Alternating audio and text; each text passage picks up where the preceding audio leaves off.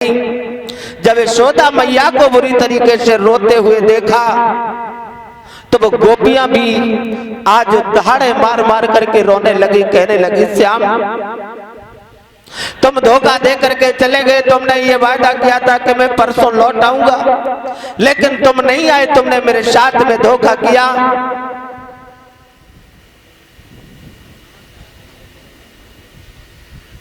बुरी तरीके से वृंदावन की गोप गोपियां सब रो रहे थे, पशु पक्षी गऊ बछड़े सब रो रहे थे। गयों ने बछड़ों ने चारा तक नहीं खाया। कथा प्रेमियों, पूरे वृंदावन का बुरा हाल हो गया और इधर श्याम सुंदर कन्हैया सारे दिन मथुरा के काम काज में लगे रहते हैं, लेकिन रात्रि के समय श्याम सुंदर कन्हैया को भी नींद नहीं आती। क्यों? कि मैया यशोदा के प्यार की याद आती है।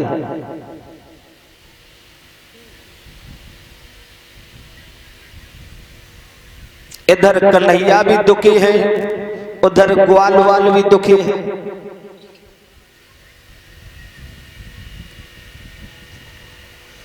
गोपियां पागलों की भांति घूम रही हैं, बाहर वृक्षों की छाया में बैठ जाती है। ललिता बैठी रो रही थी, तब तक विशाखा आ गई। उसने कहा बहन कछु संदेशों मिलो। ललिता कहने लगी बहन कन्हैया के जाने के बाद कोई संदेशा नहीं है। और क्या वो नहीं है कि जात न सह गए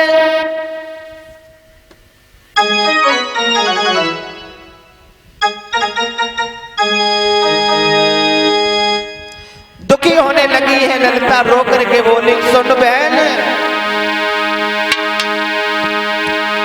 कि जात न सह गए श्याम सुबह और शाम चैन नहीं आवे।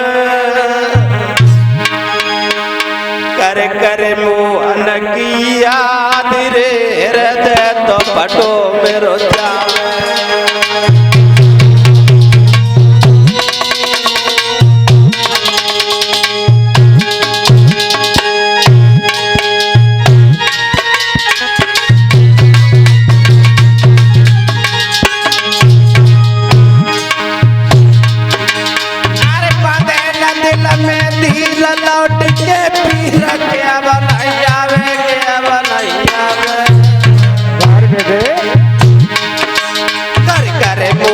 की याद देखे सकिया तो रख जावे।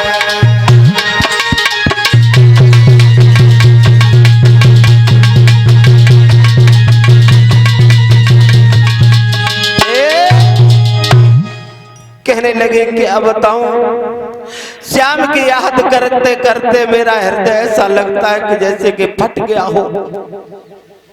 बहन तू अपनी बता, तेरा समय कैसे व्यतीत हो रहा है? तो विशाखा कहने लगी बहन ललिता क्या बताऊं और क्या बोले हैं कि निर्दयी श्याम जाने पर भी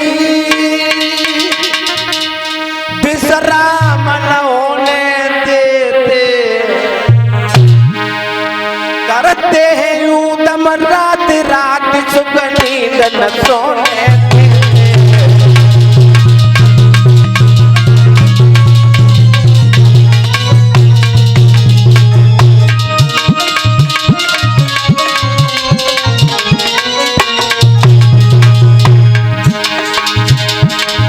निर्दयी श्याम जाने पर भी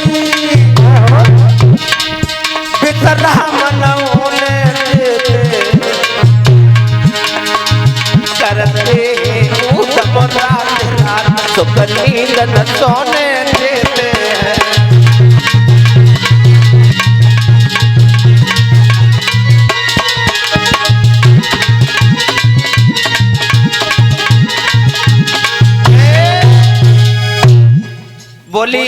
क्या बताऊं बहन, श्याम बड़ा निर्दयी है, चला गया उससे लौट के नहीं आया।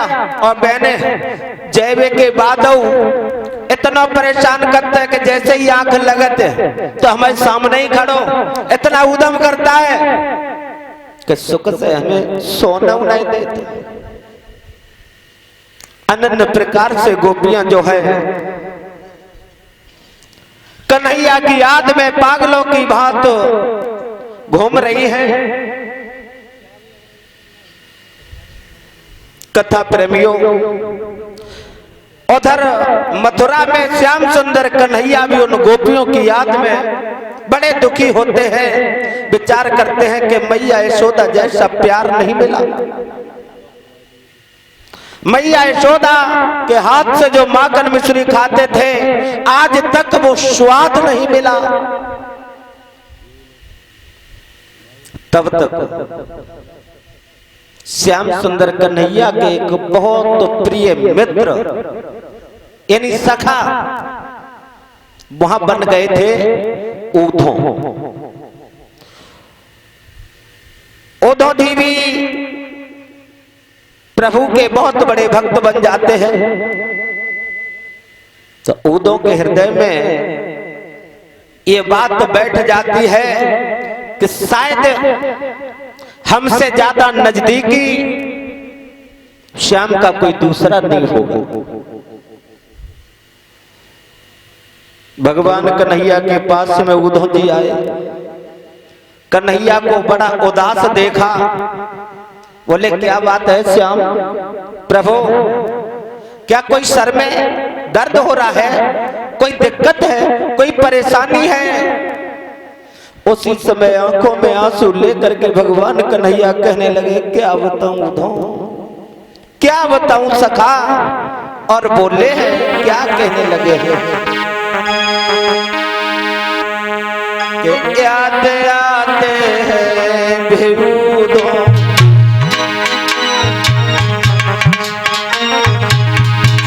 बोले याद आते हैं बेरूदों, खेला यमुना तीर के याद आते हैं बेरूदों, यमुना तीर में याद आते हैं बेरूदों।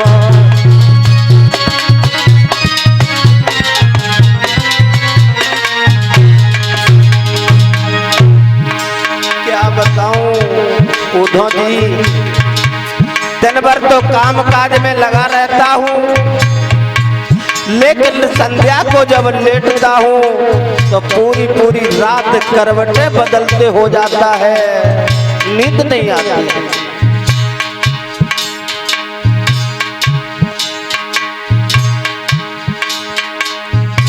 याद आते हैं बेरूदों, खेला यमुना तीर के याद आते हैं बेरूदों, खेला यमुना तीर के याद आते हैं सुंदर बेरूदों।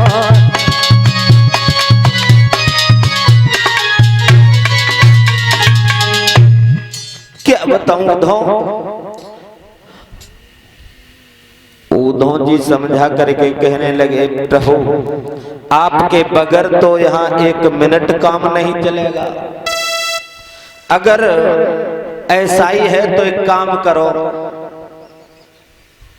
आप एक पत्र लिख दो, वो पत्र मैं वृंदावन दे आऊंगा और वृंदावन से पत्र मैं तुम्हारे पास ले आऊंगा, इतना तो काम हम कर देंगे।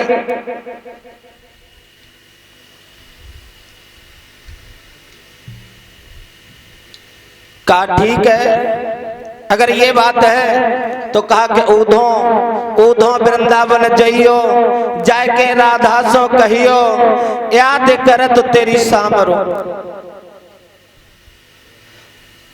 ऐसे काम काज लग रहे ऐसे काम काज कछु खबर न होने देते, और परोपकार गोपियों के मेरे से बर्दाश्त नहीं होते हैं। आज श्याम सुंदर कन्हैया ने अपनी दुख दर्द कहानी लिख दी, नीचे हस्ताक्षर कर दिए, कहा उदो लेते जाओ। उदो के दिमाग में आ जाता है कि प्रभु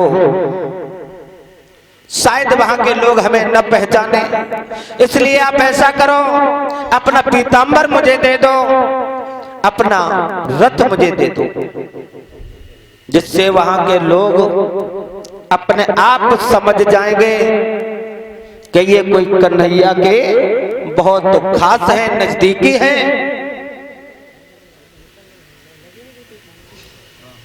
श्याम सुंदर कन्हैया ने अपना पीतांबर भी दे दिया, अपना वाला रथ भी दे दिया कि जाओ। जब सुबह सुबह निकल दिए, गोपियां कुआं पे जल भरने के लिए सखियां जाती हैं, लला बंटू, तो कोई गोपी सर पे घड़ा धरे है और कन्हैया की याद में यही भूल गई कि मैं क्या करने आ रही थी। किसी ने गागर को कुआं में फंसा दिया तो उसे उठाने की याद नहीं है। बुरा हाल था उन गोपियों का। तब तक कोयल जो हती, कोयल श्याम श्याम कहकर के चिल्ला रही थी। आवाज जब